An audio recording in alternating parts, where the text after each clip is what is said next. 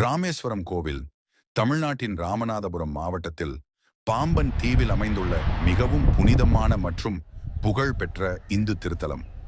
இந்த கோவில் இராமநாத சுவாமி கோவில் என்றும் அழைக்கப்படுகிறது. சார்தாம் யாத்திரைகளில் ஒன்றாகவும் 12 ஜோதிர்லிங்கங்களில் ஒன்றாகவும் ராமேஸ்வரம் கோவில் மிக முக்கியமான இடத்தை பெற்றுள்ளது. புராணங்களின்படி இலங்கையில் இராவணனை வதம் செய்த பிறகு பிரம்மஹத்தி தோஷம் நீங்க ஸ்ரீராமர் சிவபெருமானை வழிபட தீர்மானித்தார்.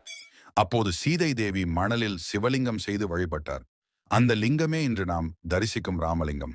ஹனுமான் கைலாசத்தில் இருந்து கொண்டு வந்த லிங்கம் விஸ்வலிங்கம் என அழைக்கப்படுகிறது.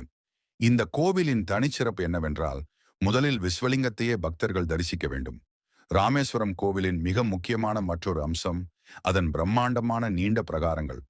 உலகிலேயே மிக நீளமான கோவில் வழித்தடங்கள் இங்கே அமைந்துள்ளன. அழகிய கல் தூண்களும் சிற்பங்களும் பார்வையாளர்களை மெய்சிலிர்க்க வைக்கின்றன. மேலும் இந்த கோவிலில் உள்ள 22 தீர்த்தங்கள் மிகவும் புனிதமானவை.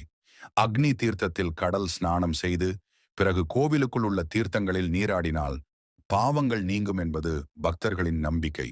ஆன்மீகம், புராணம், கலை மற்றும் அமைதி அனைத்தும் ஒன்றிணைந்த ஒரு தெய்வீக தலம்தான் ராமேஸ்வரம் கோவில்.